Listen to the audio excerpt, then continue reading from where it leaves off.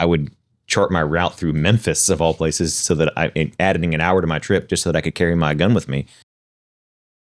Welcome to Gun Owners of America State of the Second podcast. I'm Kailey. And I'm John. And today we're joined by Eddie from ETS. Eddie, how are you, my friend? I'm doing awesome. We are having way too much fun. We've had some Oreos that were way too delicious. So let's go ahead and get into the first segment, which is rapid fire questions. We're going to ask you 5 questions. You can answer them as quickly or slowly as you want. We already know what is off the table. So what is your favorite gun to shoot? Honestly, this is probably going to be surprising to you guys. I've got a pretty vast collection. I've worked in the industry for about 20 years, and I've hoarded and collected. My mom's got over 300 guns. I've got less than her, but I've got a bunch. So we're gun people. My favorite gun to shoot is actually a Sig Sauer P6. I've had it forever. It was one of the first guns I bought at used at a gun shop. It was like a police trade-in from West Germany or something like that when there was 2 Germanys. And I can absolutely write my name with it. Single stack. It's impossible to take the mag out. You got to use the bottom mag release and yank the mag out. It's got a 17-pound trigger, and it's what I learned on, so I love it. It's one of the, if I'm grabbing a go bag to go shoot at the range, I grab it. My first gun was that I shot. That was a handgun. It was a variation of that, which was the 225. Sure, yeah. And I love that gun. That's one of my favorite guns to shoot. I think because of it being single stack, and I'm a mag guy, obviously working with ETS, but I think the fact that it's single stack makes it fit my hand better. I don't have overly large hands, and so that single stack Sig with the metal and the nice weight, it's a pleasure to shoot. And I've always been able to my joke was always I could write my name with it because I was just very accurate with it from the beginning. So that's awesome. So what is the content creator you find yourself watching the most? That's a good question. I grew up when it started, when this whole internet craze happened. I was the Nut and Fancy guy and a Hickok 45 guy back in the day, because that was what there was. And those guys were getting millions of hits. Lately I've been watching a lot of stuff, but I watch a lot of the NRA stuff too. Colin Noir makes a lot of great stuff, and I like to watch his stuff. So I'd probably say him right now, because I think he's doing it the right way. He's approaching it the right way. He's very approachable to other people. And I'm always trying to get new people into the shooting world. And I think he's a real good way of doing that because he makes it seem very approachable, right? Like a scary thing of owning a gun for the first time. He can walk you through it in a way that I don't think a lot of people do. Trying to think which one I want to do. Are you binge watching anything right now? I'm rewatching Dexter. The sequel came out where he's younger. So me and the wife, we watched that. One of our first things we watched when we were dating, which is a terrible thing to watch when you're just dating someone, is a serial killer show. But you learn a lot about someone. But we watched Dexter together as one of our first things we binge watched together. And so now there's a new one coming out, I guess, next year. But we watched all the sequels of that. And so we're rewatching that now because you can only watch Breaking Bad 7 times. And so I've hit the 7. Only 7? Until they raise it to 8.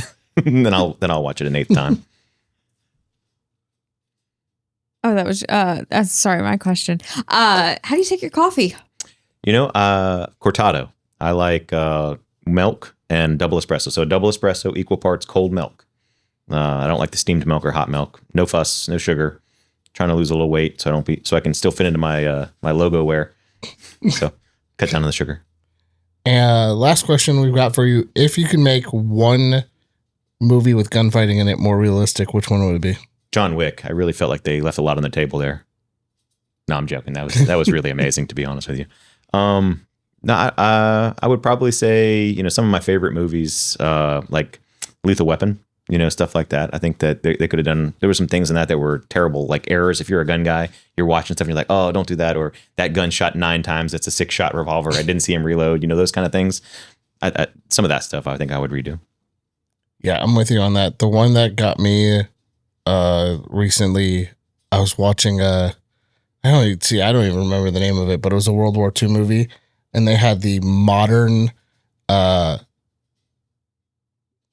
Academy West Point logo on their uniforms with the Black Knight with the sword, and they were using German guns, and I just shut it right off. A long time ago, me and one of my best friends, who I'll leave nameless because he's still in this industry, we got in this huge argument. We saw the movie Eraser because we had never seen it. It's a movie with Arnold Schwarzenegger, and he gives someone a certain gun, and he hands it to this lady who's in protection, and she fires that gun what must be 36 times, and it's a Derringer 22 revolver, the Black Widow, the folding, where it folds into the grip. And like, he doesn't give her any ammo, yet the entire movie she's able to like lay down an absolute suppressive fire with this single action, I might add, 22 revolver. Like, just, I love the Hollywood magic there. Self-loading gun. So magic. I wish I need like 6 of those. That would be great marketing if that gun had infinite ammo. Kailey, like most Americans, you have a savings account, right? I do. Do you have an ammo savings account? I also do. And is that through Ammo²? It is, and I've had it for over 2 years. Ammo² is the only website where you can purchase ammo a little bit at a time and then get it shipped directly to your door. Absolutely. I have a little bit of money that goes in every month, and then I can divide what percentage of that money is used for what calibers of ammo. And then all of a sudden, I hit 1,000 rounds and it gets shipped to my door. Well, what if I don't want one of the 70 calibers they have available? You get to pick and choose, and you can even adjust the mounts so that you can hit your target goals faster. Well, what if I don't want that ammo anymore? Can I switch it? Can I get my money back? Yes, it's really easy. And I always like to see the graph fill up at the end of every month. So where do I go to get such an awesome service? Go to ammo².com. Get it now. Start your ammo savings account at ammo².com. What got you at ETS? Tell us what ETS is. What do you guys do? All that fun stuff. Sure. So, like I said, I'd been in the industry for a while, 21st year. So my career can drink now. But I'd worked at a lot of different big giant companies like Remington. Can I mention brands? Yeah. Okay. I worked at Remington. I worked at AOB, Timney, Crimson Trace as they were merging together with AOB. And I've always known the large company, the big, we have a huge support structure and all that kind of stuff. And I never really worked at a very small company. And so ETS, from a manpower and resources, a really small company. And it was a challenge that I had always kind of wanted to see, to be able to take a little bit more control. Like the big saying that we had at the big companies was big ships turn slow. Meaning if you have a good idea or you need to develop something or the market's telling you to do something, it takes a while to do that. And the neat thing about small ships or small companies is that they can be very agile. And so I was excited when I heard about stuff that they were doing, that they were working on. I met with the owners and they said, I was talking about new product development for one example. I was a product manager. And if I had an idea for a new product, we had to write a proposal and had it vetted by 6 people and go through an improvement process. And then the engineers would look at it and they would review it for process capability. And then they would determine whether or not we wanted to make it or not. And then do a survey and an A/B study. And we're talking at this point, we're 6-8 weeks in the road for wanting to change the camo pattern on an 870 shotgun, right? At ETS, we could say we want to make a brand new magazine for a new gun that comes out, like a Echelon or something like that. And we can come out with that mag in the same time it takes us just to get the paperwork done at a big company. So that was exciting. They're very innovative. They're, like I said, again, agile, innovative. They're always trying to make the best. They're constantly reinventing products. We have Gen 1, 2s, 3s of a lot of our products because of that, because they're always trying to continually improve. And I love that about the culture of that company. So ETS has been a great company. I've been here 3 years now and wouldn't change anything.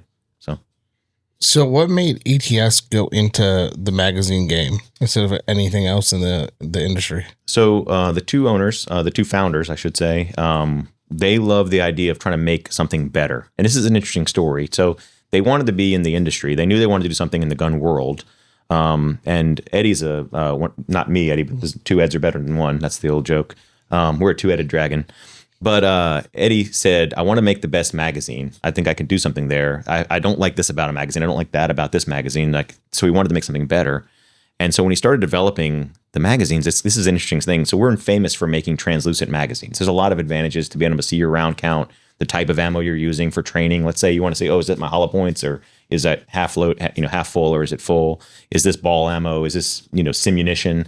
That's one of the great advantages of the clear. But when they were developing it, he wasn't looking for clear. They didn't even know they wanted to make a translucent mag.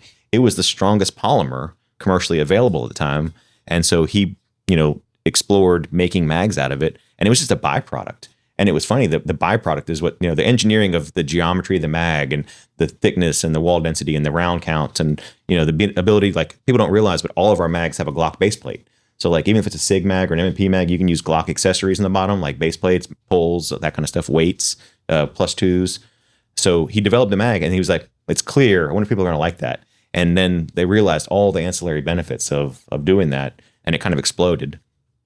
But it's funny too that you say that because, or ask that, because our number one selling product isn't a magazine. And that surprises everyone when I tell them that ETS's number one selling product is not a magazine. It's our speed loaders.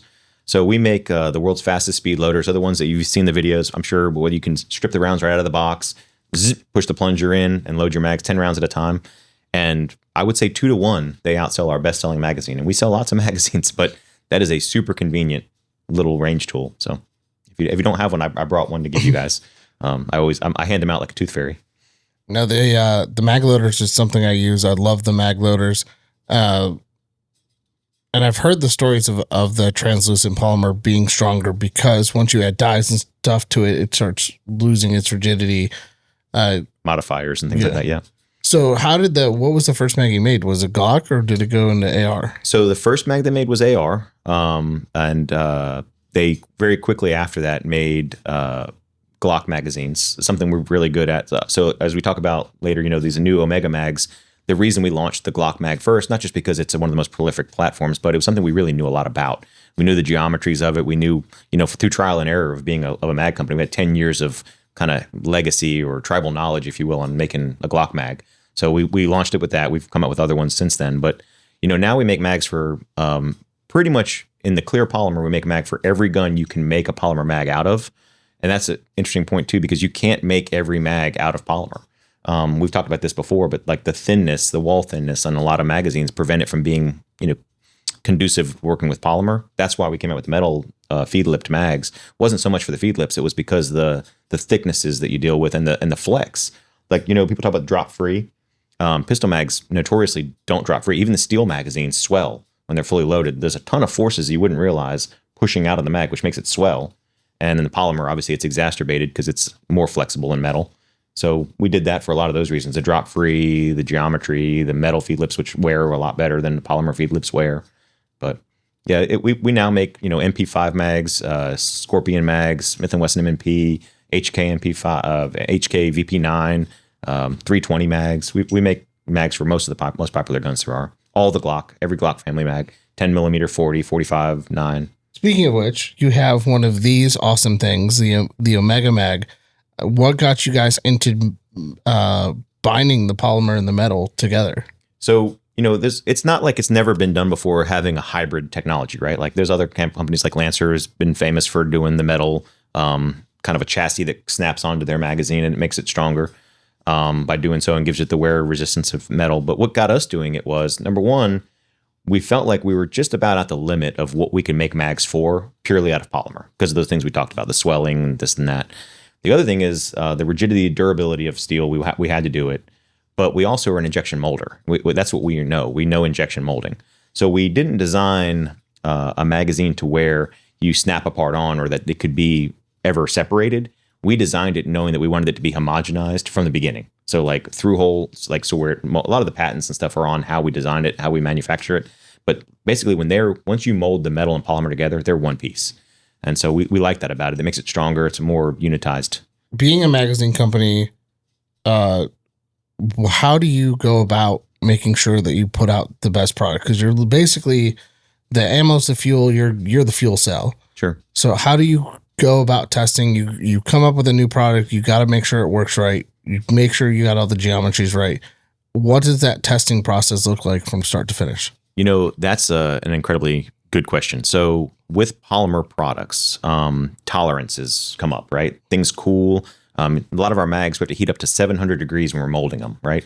So when you do that, there's a cooling process. Well, it's just like, you bake that cookie and you watch it rise up and then I like food and like cookies. We ate a lot of Post Malone's cookies earlier, but it's like a cookie in that it rises and then it shrinks. They have different shrink rates and you can control that by the cooling you use, the method you use, the fixturing you use and things like that. But we have very high standards for testing throughout the day. So first of all, like we test the first mag we make against the prints. We have extremely high tech. I can't give away some of the secret sauce, but basically it scans the magazines and we're constantly pulling samples, measuring at the bench, measuring during assembly, measuring at where it's manufactured, like out of the press. We measure multiple times throughout the day against the prints, and we have SOPs in place that are just like the best manufacturers in the world of any component. but far more than most magazine companies use. So we do have, it looks like a disco room. They joke there's a rave party going on, but there's this laser scanner that's shooting all these laser beams. And like, if you watch in the factory, like there's this crazy thing going on. You think there's a party in a dark room. That's our laser scanning every critical dimension and then logging it. So let's say we see, that there's the last mag of the day is not good. We can tell about what time something happened or something different, or contaminants, like you said, colorants. But like, let's say dirt or debris or regrind or something got into the magazines that we didn't want, and it started making it weaker or dimensionally different. We can track exactly when it happened, quarantine it, stop it from happening, and go back and make sure that none of those hit the market. Wow, that level of precision is amazing. We talk about magazines.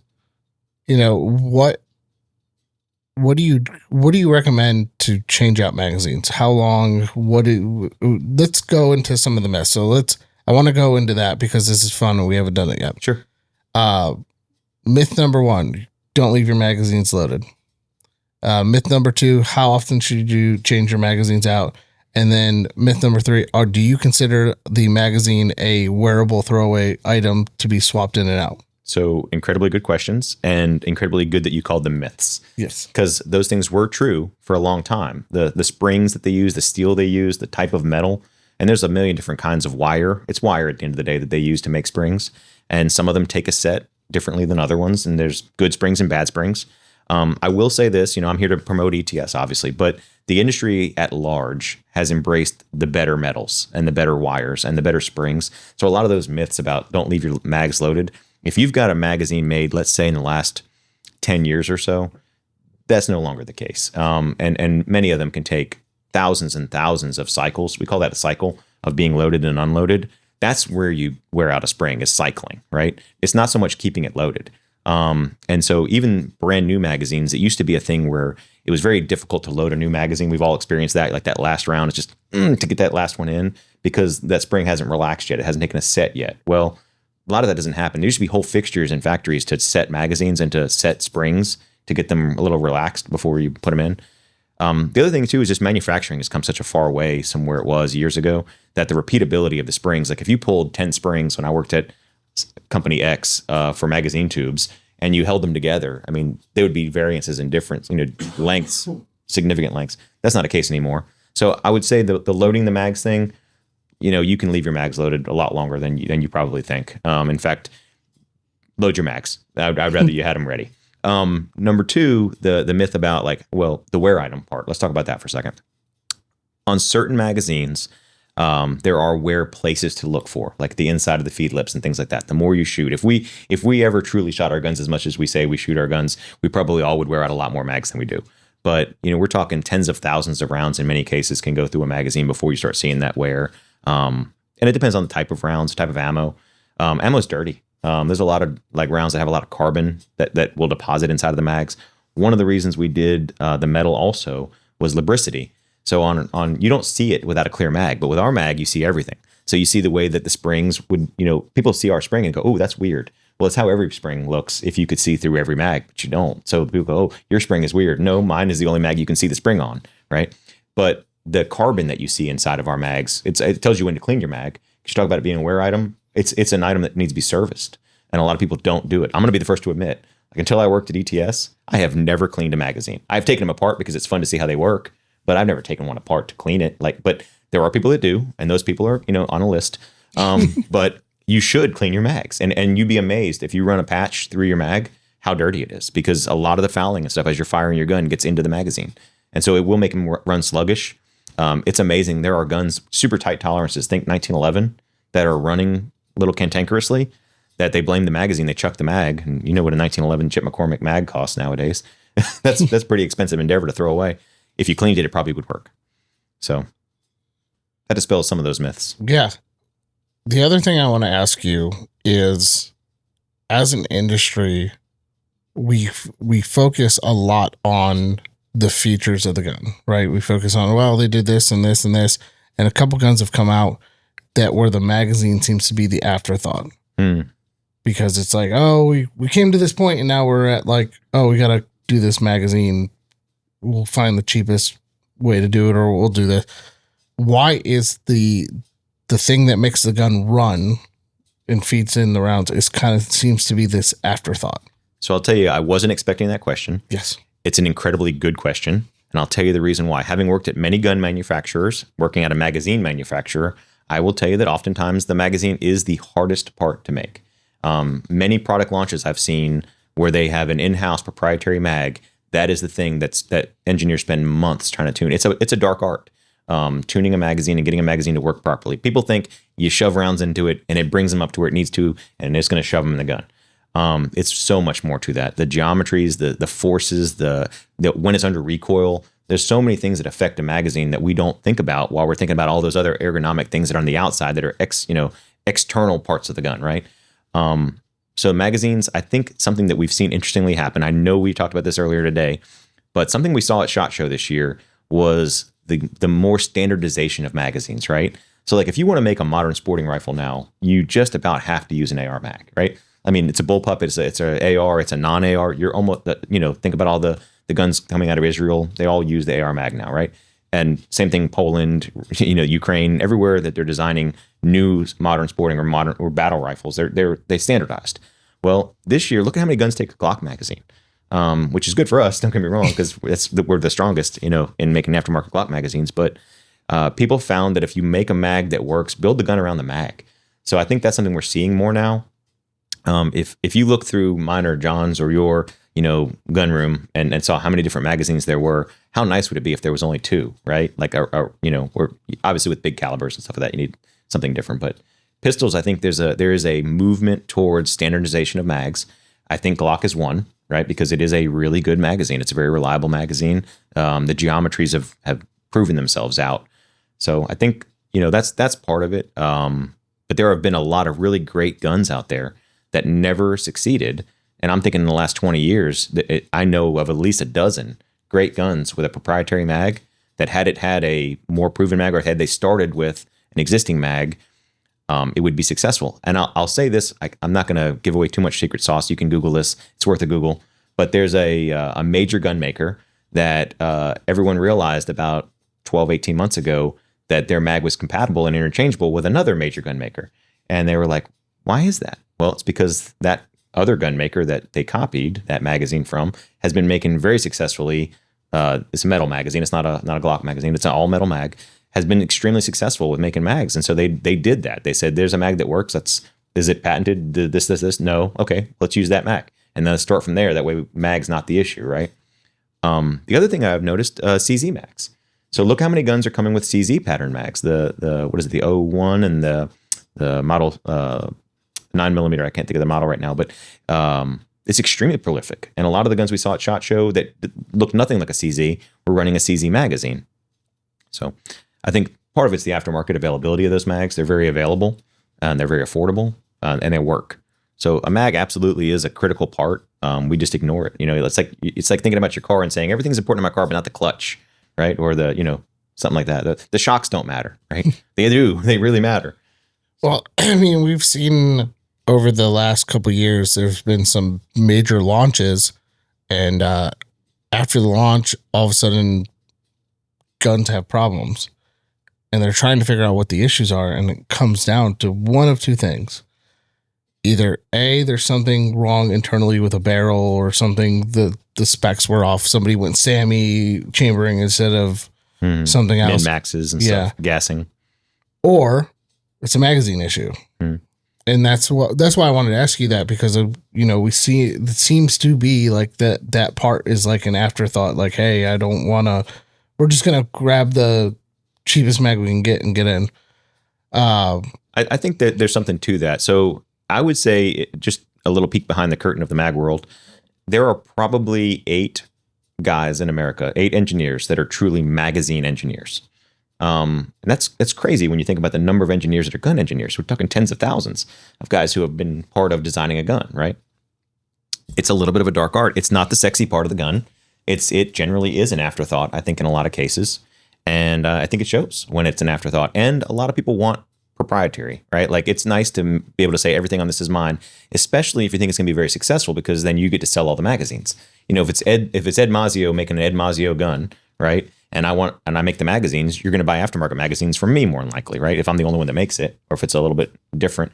And I think we all know, I'm not going to point fingers, but there's several guns that have just launched with proprietary mags that do work, but it's kind of a pain in the booty because you're talking $60, $70, $80 magazines when if they had used what easily could have been a Glock magazine or an AR magazine, rarely available for what, $9.99. Yeah. So, all right, I'm going to ask both of you this question because I know my answer to this. I want to pick both your brains. How many mags should a gun come with? none. You should buy all your mags aftermarket from ETS. No, Spoken like a true salesman. Yeah. I think that for the longest time, the Glock, again, we'll go back to them. They've done a lot of things right. They do some things wrong, but 2 magazines was what came with most guns, and then duty guns came with 3, right? What we have seen is because a lot of these companies want to show value adds in tough markets, the one thing that people you can do, right, rather than throw an optic on it or some other accessory, they add extra mags. And so there's been almost a war, like a arms race, if you will, pun intended, to putting 5 mags with guns, or if you buy it now, there's a rebate, turn in and get 3 extra mags, stuff like that. So I think that's interesting. I think it's a good question. I think that probably the standard has always been 2. What I think it should come with, probably 2. And then I think that if you own a gun that you don't have at least 5 mags for, we can't be friends. So, and 3 of those mags should come from me. I really like that question because, we deal a lot at GOA with how do we bring people into the Second Amendment community? How do we build that on-ramp? And for first-time gun owners, when you're looking at the investment into purchasing a gun for the first time, and you're like, well, I need a range bag, I need eyes, I need ears, I need the firearm, I need ammo. It can get very overwhelming. And so I think it's a good thing that you are seeing those rebates and things.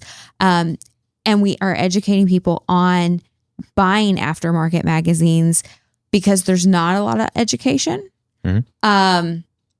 for people who are just getting into the firearms space.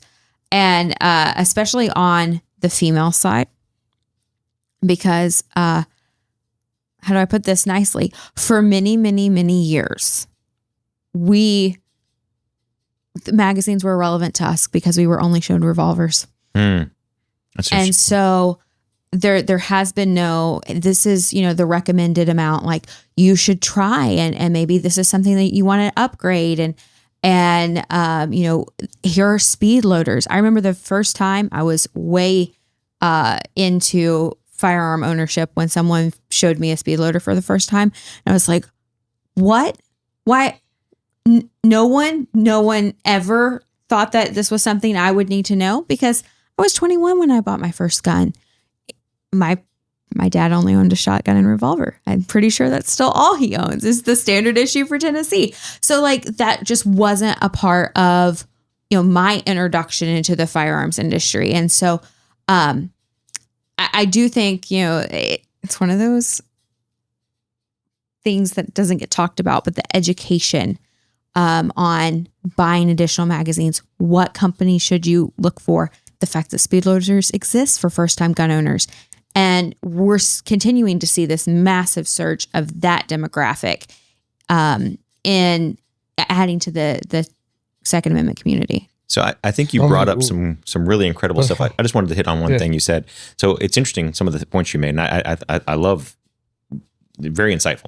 Number one, it actually pivots into the magazine thing and the speed loader thing. I mean, obviously I want to talk about those things, but how many mags do you need if you're able to load a mag in seconds? So if you're at the range, do you need 5 magazines if you can reload the 3 in a matter of seconds? Probably not. Then there's another thing about the whole home defense thing, or bugging out community, and so that is another component of it. But I do find it interesting. You mentioned the demographic, the female demographic. I learned how to shoot from a girl. My mom's got, like I said earlier in the interview, more guns than any 12 Kentuckians apparently, or 30 maybe. I don't know if they only have 2.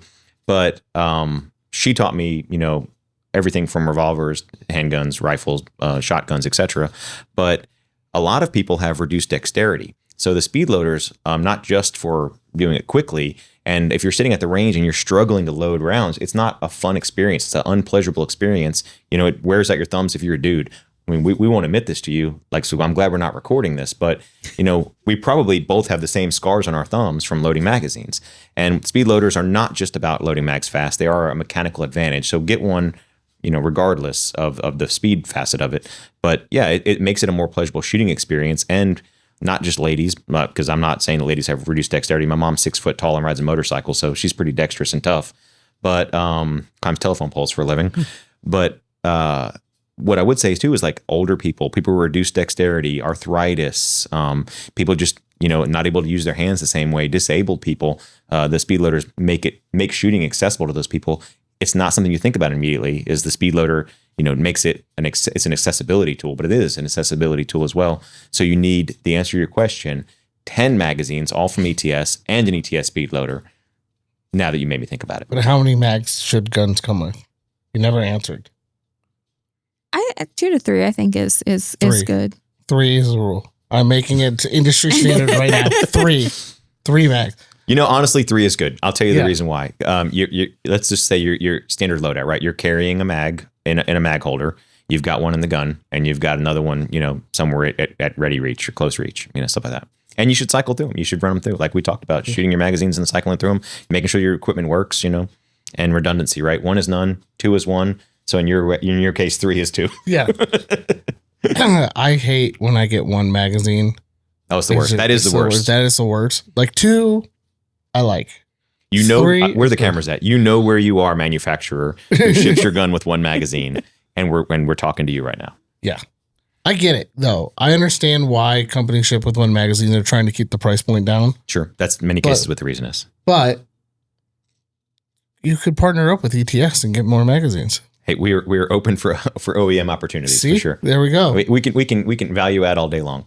So I do agree with you, and especially on it seems like, and John, I'll say this: the guns where magazines are the hardest to find in the aftermarket are the ones who typically come with 1.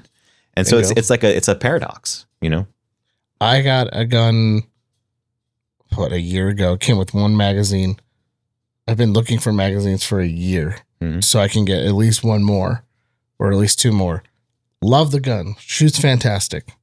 Still can't find the magazine. And if I do find the magazine, they're like $40 because they're proprietary and they only come through that company.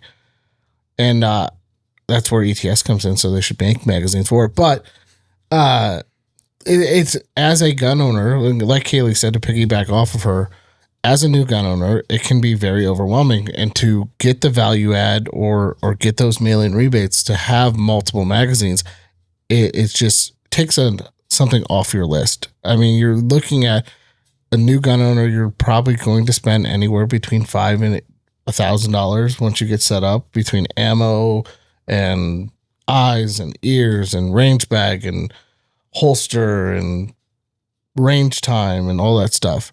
I think that it is wildly low, the $500 side of that scale. I mean, if you buy like buy a high point. I mean, just think about even if you just went with like cheap, like gear, like the ammo alone, like you're going. Yeah, the ammo. So, like you're.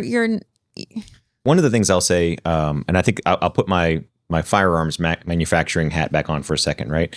One of the biggest struggles we had and challenges we had is because we know there's an emerging community of first-time gun buyers, of female shooters, but mostly just in the last, we've seen post-COVID is first-time gun owners, right? Mm-hmm. And one of the things that I think I challenge you guys at GOA with, and everyone in this advocacy world for guns, is trying to get those people to actually go out and shoot their guns.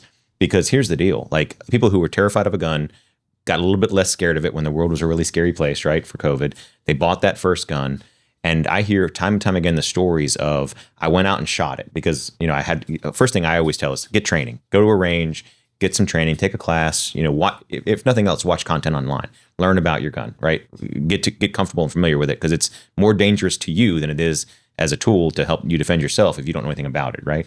So one of the things I was going to say, putting my gun manufacturer hat back on, one of the reasons why we would do things like those rebates and those mail-ins to get freebies was literally to capture the information about the demographics of people. So like if you sent in your questionnaire to get your 3 free mags or your 2 free mags, we can then engage with you as a manufacturer, talk to you, send you information and kind of bring you into the community.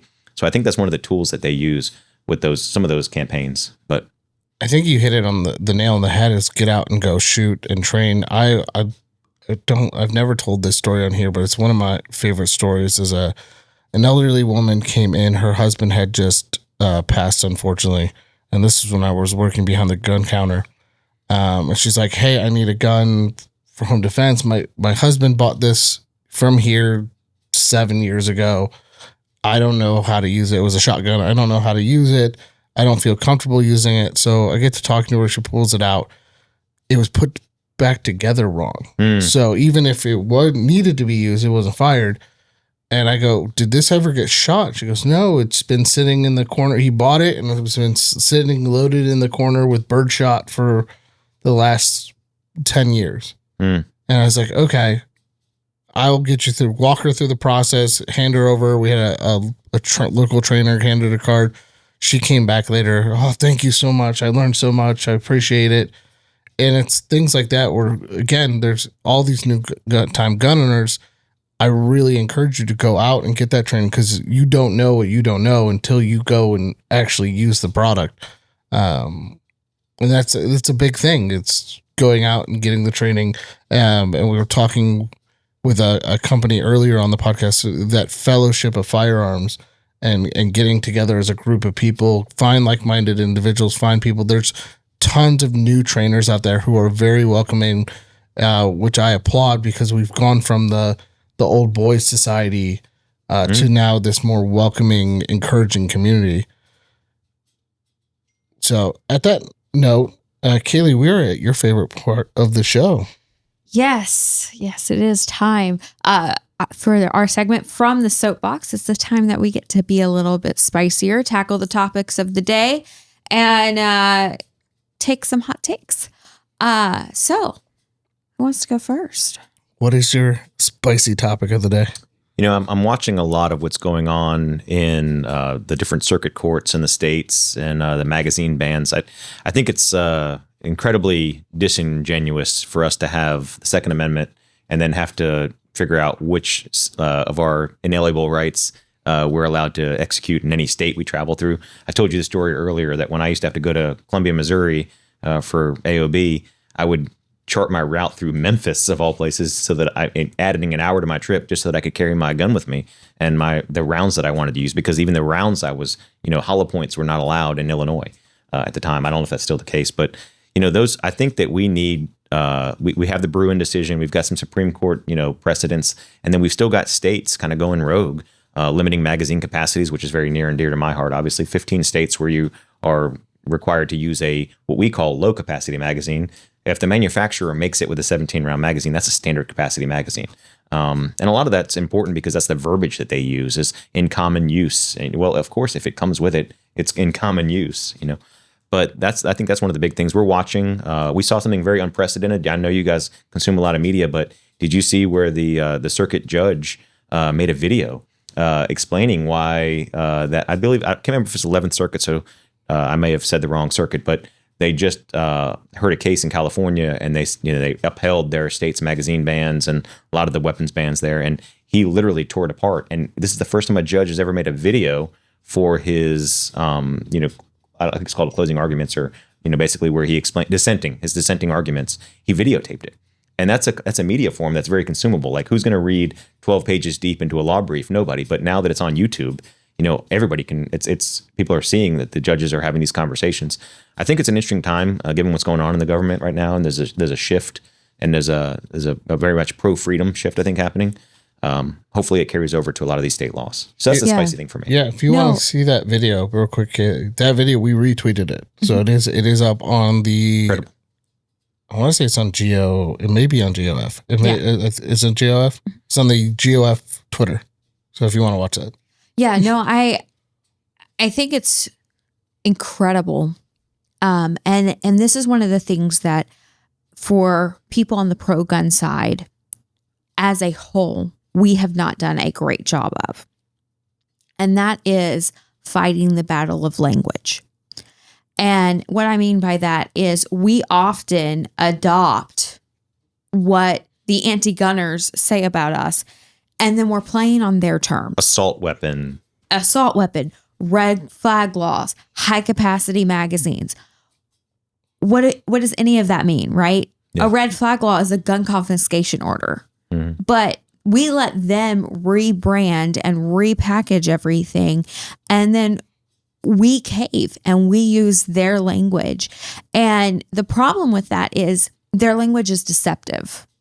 And so for an average person or someone who is, kind of gun agnostic, or the people in the middle who maybe would like to have a firearm but haven't made that jump yet, or that new gun owners block that we've been talking a lot about, they hear things like high capacity magazines and they don't understand it. But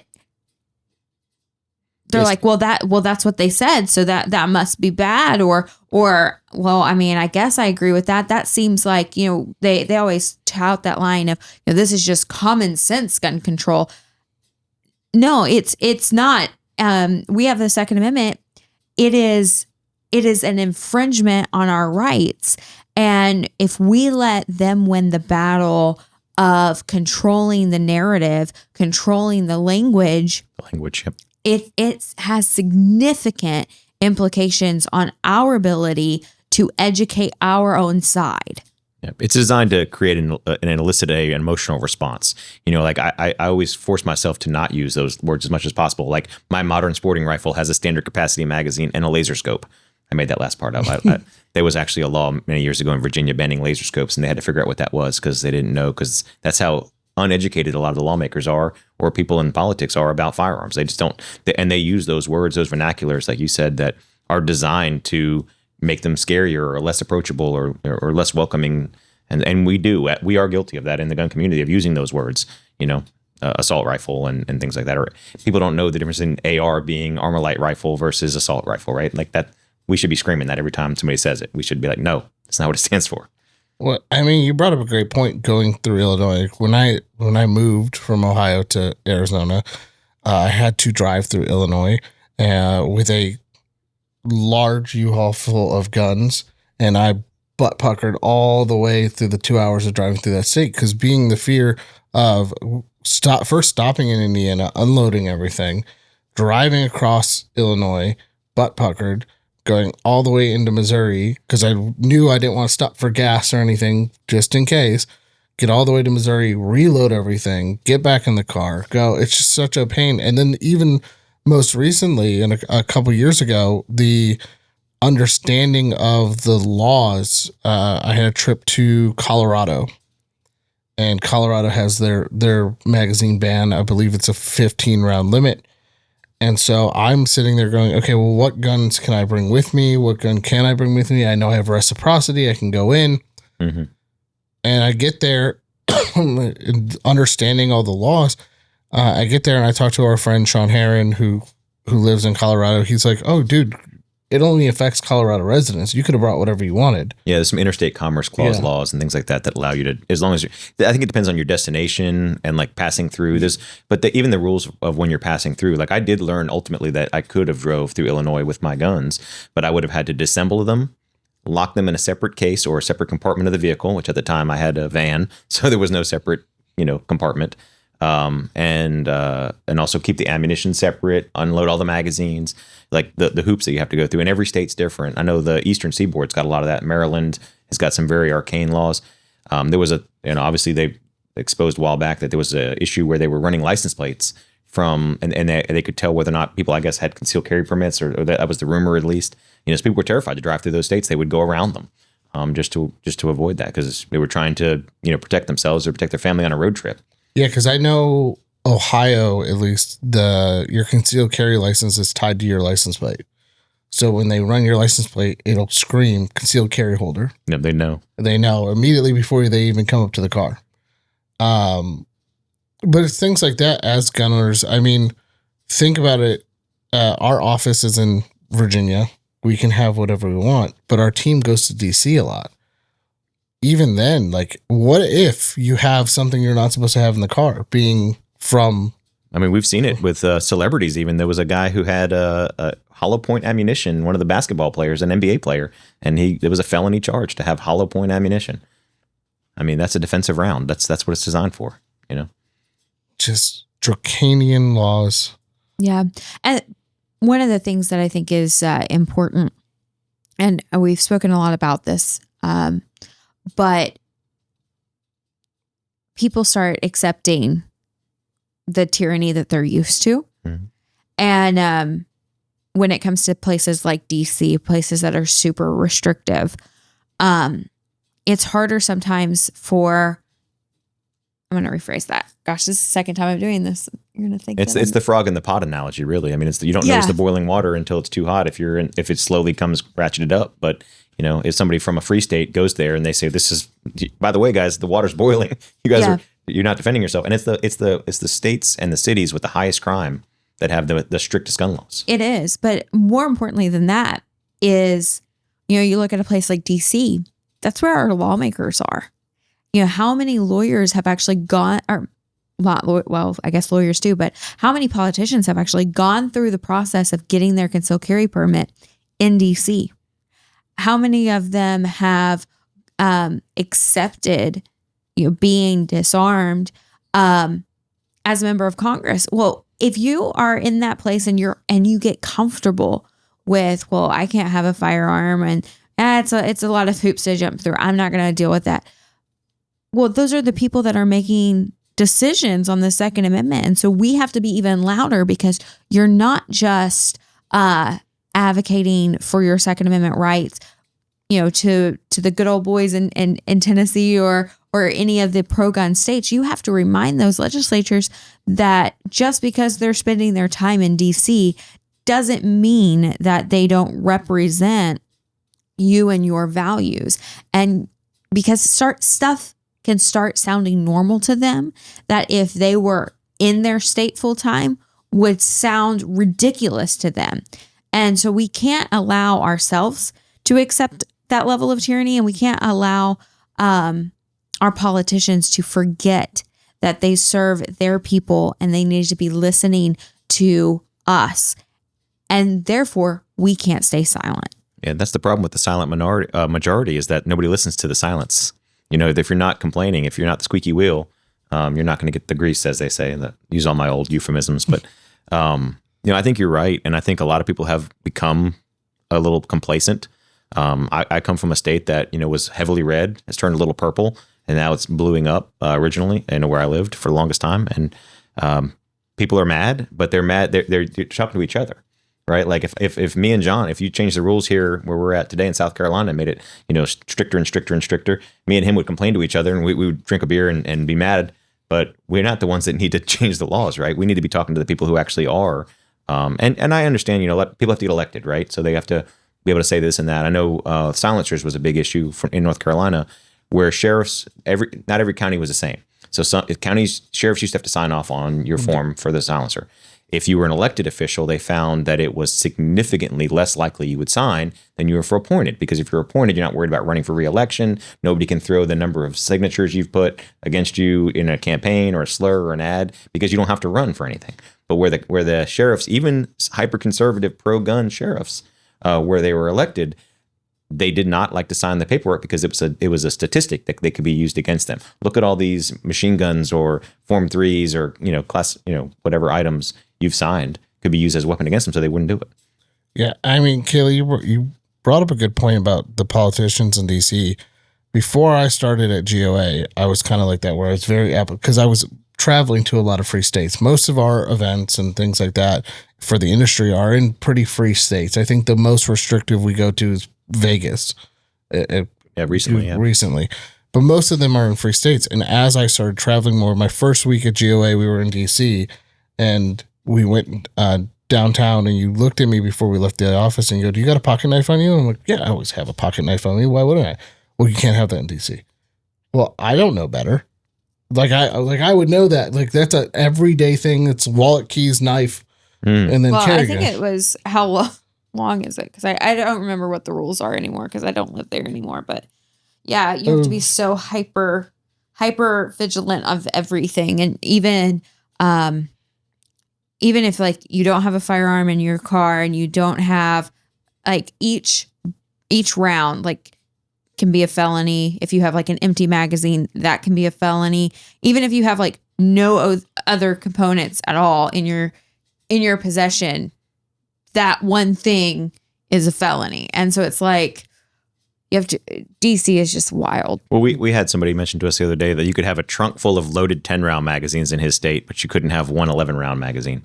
So you could have 100 10 rounds loaded in your trunk, no problem. You have one 11-round magazine, you're in big trouble. And some states, just this going back to magazine, this is a little magazine oddity.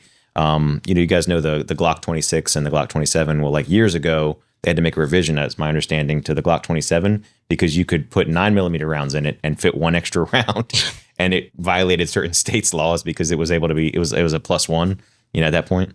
It wasn't designed for that. It wasn't meant to do that. The little holes in the back to tell you how many rounds you got didn't line up. But that's how desperate people are to exercise their, freedom and to defend themselves. So that's where things like the National Reciprocity Bill come into effect. And Kailey, I want you to dive into it because you're smarter than I am and more legalese. Go for it. Yeah. So basically, national reciprocity is you get to carry firearms in all 50 states because guess what? The Second Amendment applies to all 50 states, whether a anti-gun legislature and an anti-gun governor want to believe it does or not.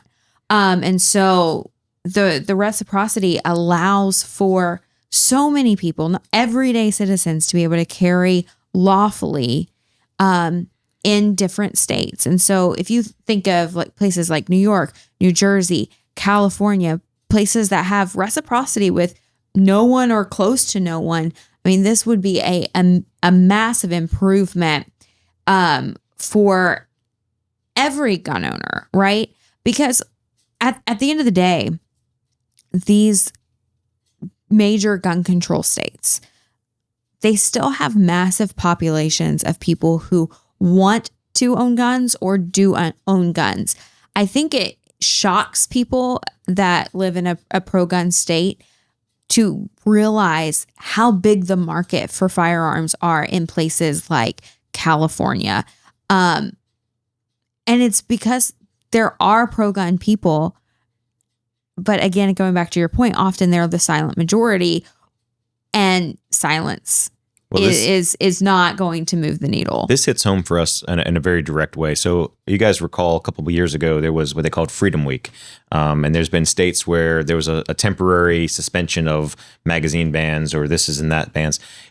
During Freedom Week, as many of you guys have come to call it, we were getting $1 million POs multiple times per day for that entire week, and sold through every single one of those units. And that was literally just opening up the freedoms that are completely accessible to most of the states in just a handful of states that are draconian in their laws. So I'm excited to hear and see you guys supporting that. And I would love to see a national reciprocity. Well, Ed, I want to bring this up because you've had to deal with this from the manufacturing side, and I've had to deal with it from the manufacturing side. And I don't know if you know about this, Kailey, but like, if I want a gun to go into, say, Maryland or any of the very strict gun control states, I have to send, every time there's a revision, a new model. If it's a color change. The rosters. Not even like, I changed the safety or this is a new model. I changed the color of the frame. I have to send one to Maryland and New York and all of them so they can review it and go, yep, you're approved or denied. The amount of guns, I think at one point it was, you had to send 5 examples. Yeah, it depends on each state. It's absolutely crazy that some of the things they have to do. I'll give you the best example that I can think of. We were talking about the old SIGs earlier. I was talking about my P6. The 230, the SIG 230 and the SIG 232. Do you guys know the difference between those two firearms? So obviously the 230 originally being made overseas, but I believe the 232 still might be made overseas, might be made in Exeter. I'm not sure. But the difference was a hexagonal screw on the grip versus a slotted screw on the grip. And they were able to get one approved by California, but not the other. They are identical in every other molecular way known to man. They're in function, in form, in capacity, in sights, in everything. The way they function, they are identical, except for the screw is a hexagonal screw versus a slotted screw. One's legal, one's not. So our partner, good friends of our, Ross Martin, they awesome company, by the way. Awesome company. Chris was working with Sam Paredes, our team over in California, to get their guns on the roster. This is how strict California is. They got denied because their chamber flag that they have to put into the loaded chamber indicator, the little flag that pops up, because it was green in color to match their color scheme, they got denied because they want it red. Followed everything. It's got a color on it, everything. No, we don't like that because it's not red. And so they had to redo it, send it over because it was red, and they got approved on the roster. Yeah, there's a huge industry too, just by the way, going back to what you were saying originally about the different colors and stuff. There's a giant cottage industry in like states like California of like the Cerakoders and the dippers. I worked briefly at a distributor that specialized. It was a Northeastern distributor, so they specialize in a lot of compliant states. And this goes back to using the vernacular that we talk about. We get acceptable, calling it compliant. But the compliant states, the 15 states that have all these limitations, extra limitations, we would see that if a gun got approved on their roster, next thing you know, there was 8,000 camo patterns on that gun. Or I even remember most famously, there was a ear of corn airbrushed version of a Glock 26. And I thought to myself, please God, if I ever get into a gunfight, don't let the other guy have the ear of corn gun. I just don't think I could handle the humiliation of being shot with a ear of corn. But that's the thing. I mean, because they're so limited in what they can have in scope that there's like that they have to find a way to get a little bit. We all want something different. We all want to customize our firearm. They're not even allowed to have different paint unless it enters the state first. Wow. Some of that kind of stuff. It's crazy. It is just insane to me when you just stop and like look at all of it, and you're just there's so how do I want to phrase this? Illogical is the nicest way that I can say it, but it is these laws are so illogical in so many ways, and I think almost all of the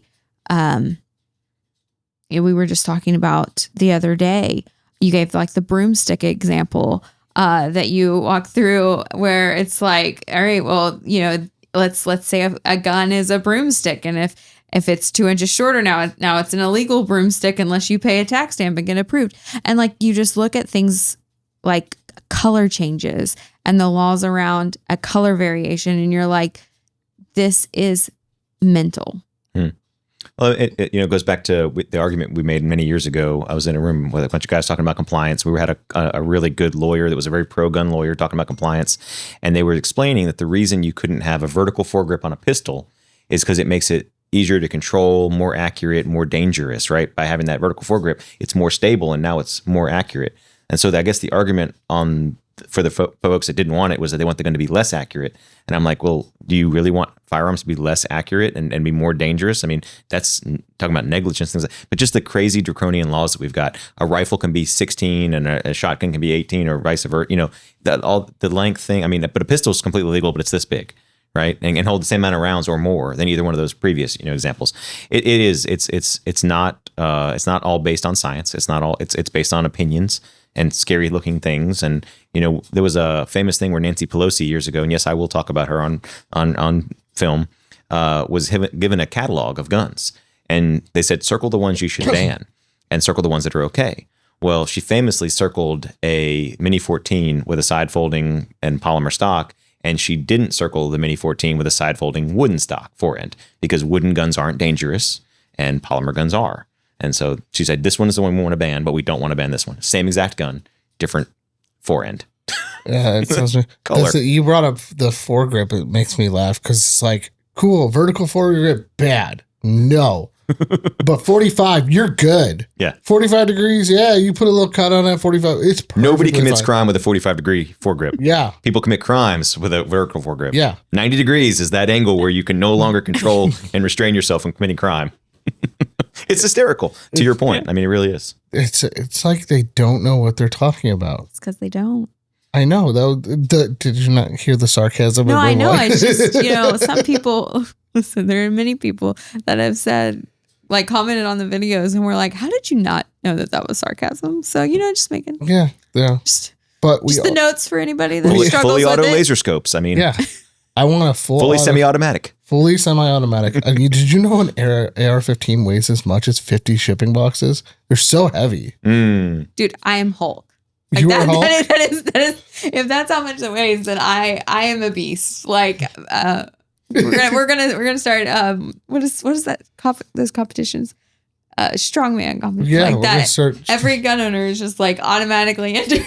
I'm just glad we got past the bayonet lugs because, honestly, I didn't feel safe if I couldn't, lock and load my bayonet, my M7. Yeah, you didn't know you're supposed to charge with those. Yeah. Have at thee. I got to be honest. What is more terrifying than being charged with a bayonet? I mean, Listen, if it was up to the anti-gun politicians, we would all have 50 caliber muskets that are super inaccurate and a grape shot cannon at the top of the stairs. So I disagree with you. We wouldn't have anything. I know, but this is me making fun at them. I would put a 45-degree angle grip on my musket. Yes, with an EOTech on the top. With an EOTech fully automatic laser scope. All right, we're getting the wrap-up sign from the editor. Eddie, where can people find ETS? www.etsgroup.us is our website. We're also on Instagram. We're on Facebook. We tweet. I'm told I don't have a tweeter, but was it X now? We're on all the platforms, and we encourage you to come out and check out our new products. We've got a lot of exciting stuff coming. We've got some huge stuff that I wish I could tell, but I know that John would tell people because he's a tattletale. I'm kidding. One time that happened. But no, we do have some really exciting stuff happening at ETS. It's an exciting time for us as a company. Check out the Omega mags. They really are, in our opinion, the best pistol mag that's ever been made for a lot of good reasons. Before we go, Eddie, there's a gift for you on the table. This is our gift for our guests from AAC Ammo and Palmetto State Armory. They'll get you it after the show and everything. But again, we want to thank Palmetto State Armory and AAC Ammo for sponsoring our gift for our guests. Great for this season. They have done that. I really appreciate them doing that. So every guest gets this awesome gift. Guys, make sure to come to Goals August 9th and 10th in Knoxville, Tennessee. You can see ETS there. They will be there. You may see Eddie. You can poke fun at him. We do. It's fun. It's a great show. It's one of the best shows we've done. Last year when we did it, couldn't be happier. It was absolutely executed with perfection. It was a world-class show. Tons of content. The speakers, everything was amazing. Super excited for this year. What people keep saying nice things about us. I know it warms my heart. It warms our heart. What does that say about us? I mean, it's the little things for guys like me. I mean, you guys had the paperwork for me to be able to park my truck in the parking lot waiting for me when I walked in. I was like, what else are you going to give me? A Post Malone cookie as I walk in? I mean, this is amazing. Like most shows don't do that. Make notes. Yeah. Post Malone cookies. Go They're so good. People try them. All right, guys, make sure to like, share, subscribe, hit the little bell for notifications. Again, go to gunowners.org/goals to sign up for Goals. We will be in Knoxville, Tennessee, August 9th and 10th. Again, be at Goals, be in Knoxville. We will hopefully see you guys there, and we'll catch you on the next one.